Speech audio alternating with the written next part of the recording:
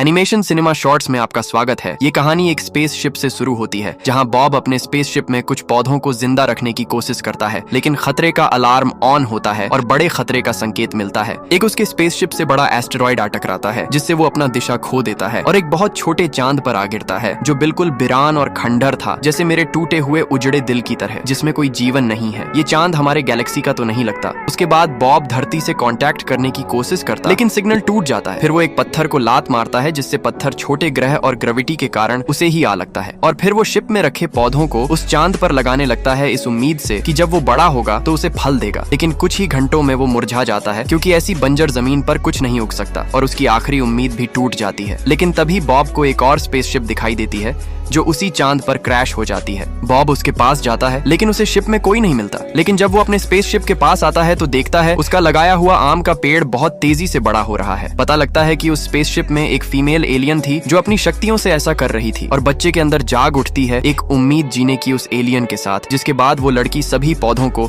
उस चांद पर लगाने लगती है और बॉब के हेलमेट में फॉग जम जाता है क्योंकि उसके सूट में ऑक्सीजन खत्म हो जाता है। तब लड़की उसका हेलमेट निकाल देती है जिससे वो सांस नहीं ले पाता। ये देख वो एलियन उस पेड़ पौधों और अपनी शक्तियों की मदद से उस चांद पर वायुमंडल ऑक्सीजन को लाती है। अब समय गुजरता है और वो दोनों बड़े हो गए हैं और अब आम का पेड़ भी उन्हें फल देने लगा है। वो दोनों करीब आते गए और दोनों ने शादी कर ली। अब उनके 2 बच्चे भी हैं, लेकिन उनकी पत्नी की तबीयत खराब होने लगी थी। पता लगता है कि उसकी बीवी के पास बहुत कम समय बचा हुआ है, लेकिन वो अपने दोनों बेटियों को ये बात जाहिर होने नहीं देते। और एक रात वो अपनी बीवी को आखिरी बार गले लगाता है, जिसकी गोद में वो अपना दम तोड़कर गायब हो जाती है। बॉब का दिल टूट जाता है और वो रोने लगता है, लेकिन उसकी बीवी के चले जाने से उसका दिया हुआ ऑक्सीजन भी खत्म होने लगता है, जिससे बॉब को लगता है कि अब उसका भी आखिरी समय आ चुका है। और धीरे धीरे उसकी आंखें भी बंद हो जाती हैं, और जब उसकी आंख खुलती है तो वो अपनी बाहों में दोनों बेटियों को रोते हुए पाता है और पता लगता है कि इनमें भी वही शक्तियां हैं जो इनकी माँ में थी, जिससे फिर से वो ग्रह हरा भरा हो जाता है। लेकिन मेरा दिल अभी भी वैसा ही है जैसे ये पहले चांद हुआ करता था, बेकार, टूटा हुआ और किसी खंडर की तरह। अगर आप लाइक करेंगे तो हो सकता है वो भी हरा भरा हो जाए। वैसे क्या आपको कभी किसी से सच्चा प्यार हुआ है?